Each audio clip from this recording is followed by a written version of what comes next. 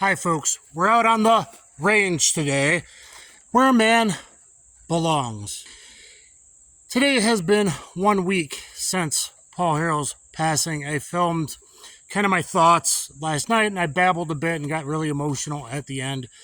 So you might want to check that out because this most likely may not play for 6-7 months from now. And who knows if the electric grid and the power systems and communications are still going on at the time. So hopefully might be something like Stoeger M3000, let's rock and roll. Hopefully I get it broken in all the way today, or it might be something like reasons why a shotgun for some people might be better than an AR. TFP TV just did a video on that, and I see you, my potential half-brother. I think we might have the same daddy, James, saying a smorgasbord of ammo like I did a week or two before his video with the first part of the Stoeger M3000. I'm just saying, I see you, James, and let's talk and find out if we're related. And so here, the Stoeger M3000, basically like a Benelli M2 at home.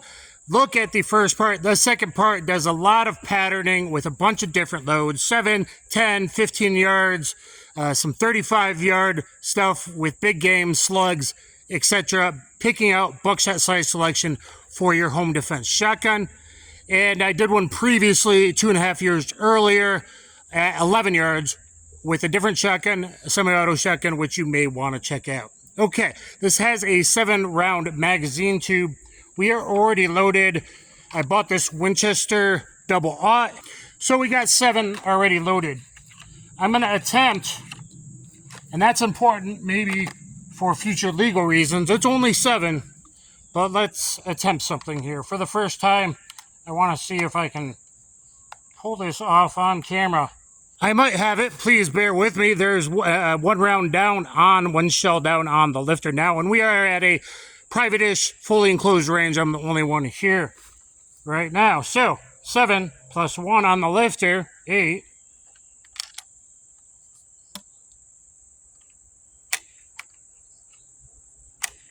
See if I can get this.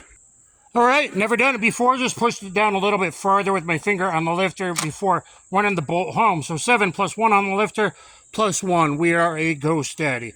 Ghost Daddy, locked and loaded, ready to go. 7 yards. Targets from Targets Online. Winchester double-aught. And a Gideon. Awesome. This thing's awesome. Look at part 2. Okay, look at the Gideon Advocate. 1X Prism. Etched, and now it's illuminated green. Get out of my house! I said get out!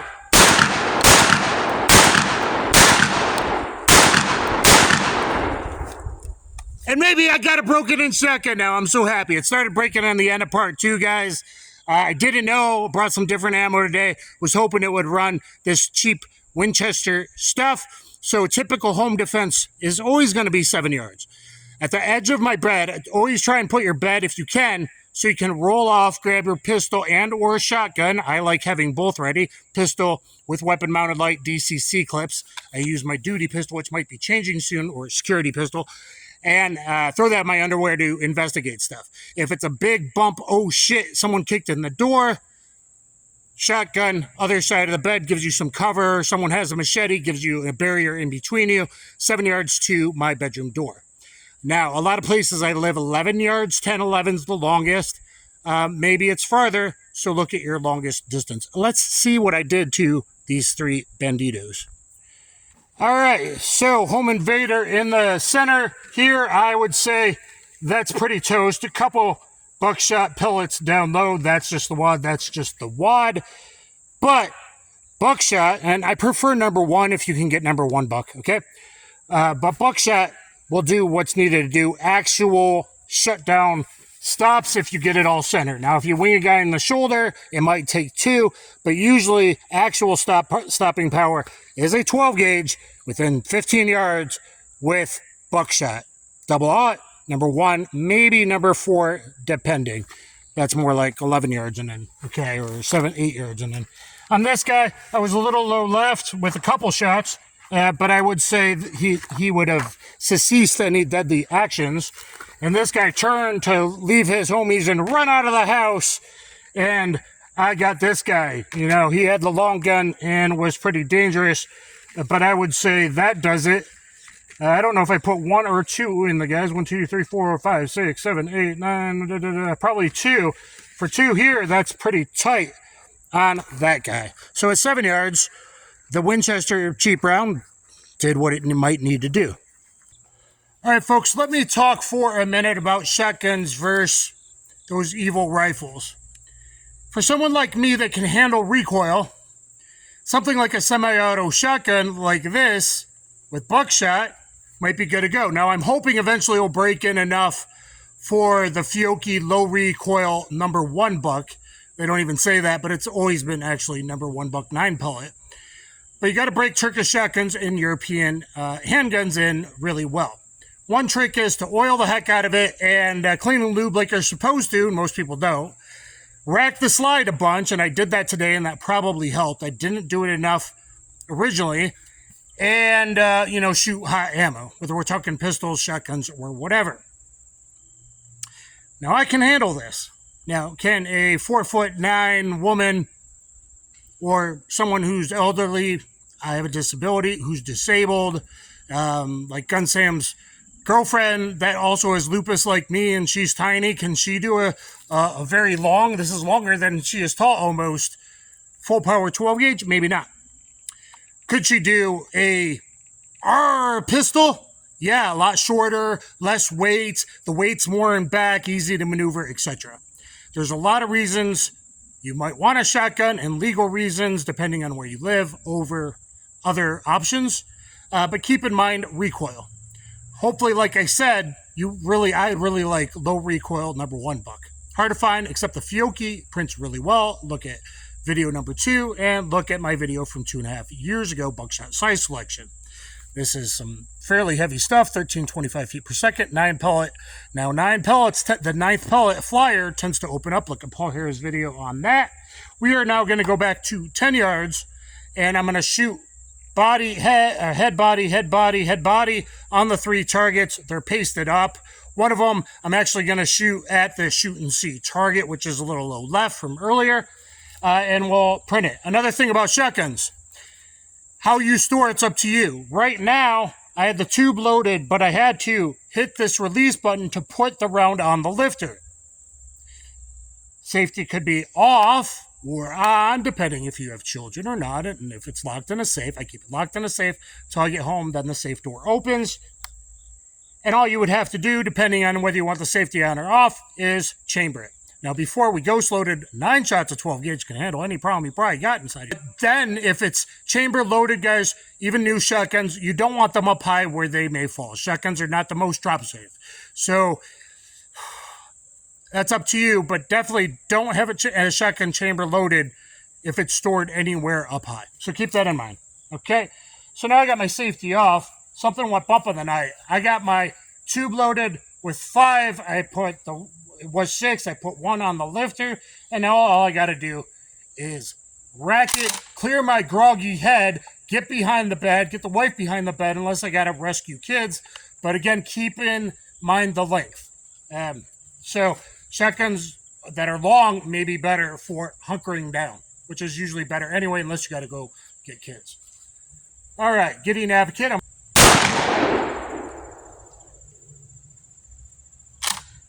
Maybe my bad. I got a little stovetop there. I thought we were broken in. It seems when I'm downhill that's happening, so maybe my weight's too far back. It is inertia driven. So let me get a little more athletic Marine style on this bad boy. And yep, we're good. So that was my bad that time.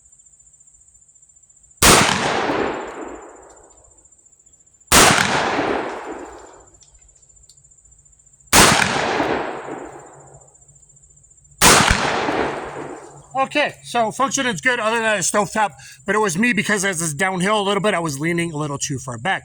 So something to consider with inertia-driven shotguns, though price-wise, reliability-wise, there definitely, some good things to that. Let's go look at the targets. All right, so let's see how they did at 10 yards. Again, cheap Winchester stuff, PSA. Please use my campsite links for them and other sporting goods places. Headshot. Everything in here that was really there, but boy, barely put them out there. But the spread's not that bad at 10 yards. I like a little spread. It's not a tactical shotgun with federal flight control. That's not most people's home defense. They don't need that tight. They're not doing shotgun classes with 20-yard hostage rescue targets, right? Here we go, here to here. Now, overall, I think the Fiocchi #1, I hope I can get this broken in enough for that. I like better. But for cheap stuff, this, kind of did the job. Okay. Now, over here, still about the same distance, a little bit more, a little outstretched to there. But you see that? That's a flyer that bounced through his skin, maybe traveled around the end, or maybe bounced off the bone and headed out before it nicked his arteries and all the good stuff. Is that potential liability? Yeah, absolutely. I like some spread, but not too much. Here to here, this one had a little bit more, as you can see there, from this pellet to that pellet, but all are on the 8-inch shoot. And see, headshot here, well, he's down. Training on bladed targets and not just square steel. People shoot sideways. They come in through your door this way. Active ship bags are executing, They're not always square, guys. That's one reason I like to use those targets when I can. That's all on there, but here the headshot again, that one might have gone off. You're probably okay, but, through walls and neighbors, etc. But even cheap buckshot, 10 yards, we're probably pushing it. And what I've seen from other people saying this really opens up if we go back to 15. The reasons why shotguns can be awesome. It's the devastating actual, typically, if it's centered, one shot, stop, hitter, quitter. No rifle does that, okay? And most hunting rifles, the bullets are bad. They're going to just ice pick through. So, typical American or Russian calibers, those might take 2, 3, 4, 5, depending on what ammo, range, etc. Okay? Shotguns can really do it with buckshot. #1 buck, it used to be, a full power #1 buck, 16 pellet type of thing. That's going to do the most tissue crush.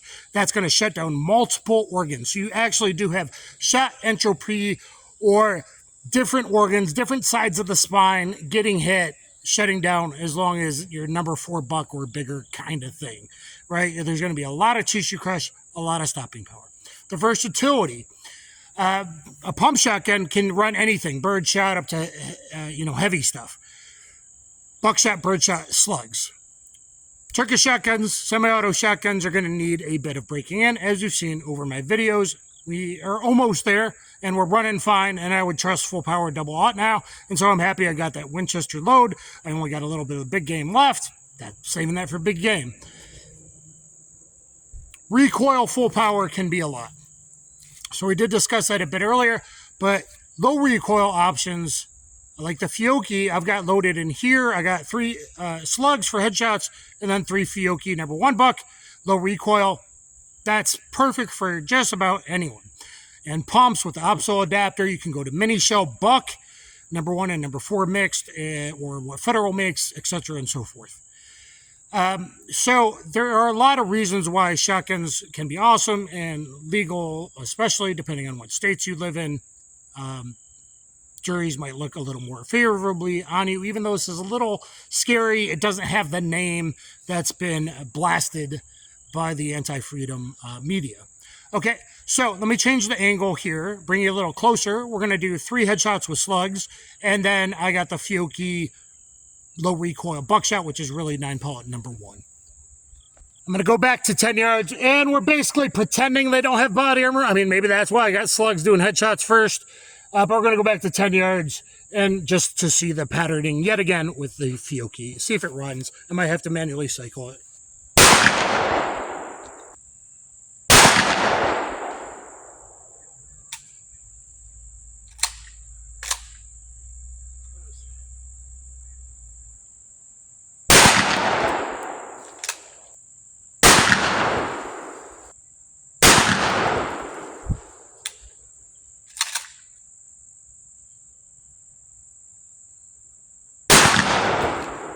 Okay, and so those body armor shots I put a little high on purpose to show you even with buckshot you can go to the headshot or just go a little high above the body armor. So let's check it out together here. Okay, I would say that was effective. It is surprising to me that these Sterling slugs still aren't running. But a few different buckshot are. Look how tight. We're at 10 yards again. Compared to the Winchester double-aught, this is the Fiocchi buckshot low recoil, which is really 9-pellet number 1. Look how tight that is. Yet again. Okay, compared to that plus an inch. So here, I would say that slug was effective. Here again, look how tight that is. I would say that slug was effective, though a little high. Uneven ground might have a little bit to do with that. And so here's my placement here I wanted to show. So this one's actually just a little bit longer to there, which is weird. We did get a 9th pellet number 1 flyer there, but that's still really, really tight. I think that's the biggest group we've had with this. So I saw that here, I aimed here, and look, I still got 1, 2, 3, I think 4, 5, 4 at least through there by just aiming a little bit high. Sorry for the View Askew Productions. All right, so to wrap up the video, I don't think it's going to cycle to action, but it is the most powerful birdshot I have. Number 7 birdshot, but it is 3 1/4 dram. The higher the dram, the more the power. The Sterling, it's only 1 ounce though, but yet it says 3 1/4 dram. So I wanted to pattern this because we haven't done it. Birdshots for the birds, unless we're talking about aerial stuff. And as we've seen in modern warfare, video games in places around the world, that's a major issue. And as we've seen in unalive attempts, that may become an issue, is an issue. I don't know if number 7's big enough. You would probably want steel turkey loads or better, maybe. But the wings and the propellers are very... Number 7 might do it. 10 yards.